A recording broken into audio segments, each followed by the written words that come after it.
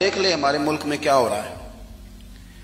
वो एक दोस्त आए थे मेरे पास जुमे से 4-5 दिन पहले, बुजुर्ग बंदे कभी कभी आ जाते हैं, तो मैंने कहने लगे पीर साहब मैं भला की हो रहा मुल्क च। मैं क्या जी सब दे सामने ही है। फरमान लगे जो बचपन च खेडी दा सी ना ते खेड दा हार जित दा नतीजा ना मनन दा इरादा हुंदा सी ते उदों आखीदा नहीं दोबारा करो तुसां रोद मारिया।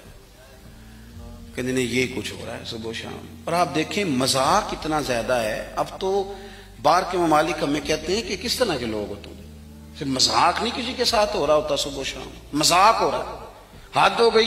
यानी एक बंदा उठा उसने कहा मैं हर बंदे को रोटी कपड़ा और मकान दूंगा, इस पर उसने हुकूमत कायम कर ली। हुई कि नहीं आपके मुल्क में? फिर दिया उसने सबको रोटी कपड़ा और मकान।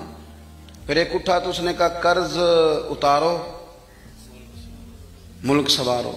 लोगों ने, औरतों ने, खवातीन ने, बच्चों ने अपने कानों से उतार उतार के बालियां बीबियों ने दे दी। फिर उतर गया कर्जा मुल्क का। फिर एक तीसरे साहब आ गए, कहा मैं करप्शन खत्म कर दूंगा। फिर करप्शन ज्यादा लोगों को टिकटें दे दी, उनको मिनिस्टर बना दिया।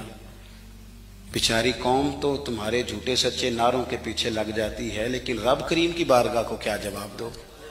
मेरे पास आप यकीन करें लोग आते हैं हमारे पास ना, खानकाहों, आस्थानों, मसाजिद में लोग नेक आदमी समझ के आ जाते हैं दुआ कराने।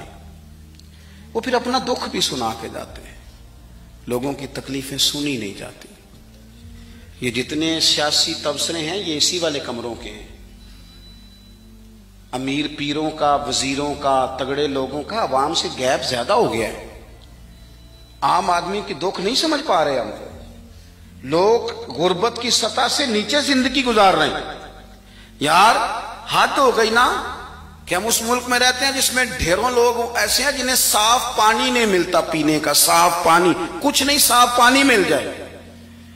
मैं और आप उस मुल्क में रहते हैं। अच्छा, एक तरफ हाल ये है कि नए मॉडल का मोबाइल आए तो मिलता नहीं मार्केट।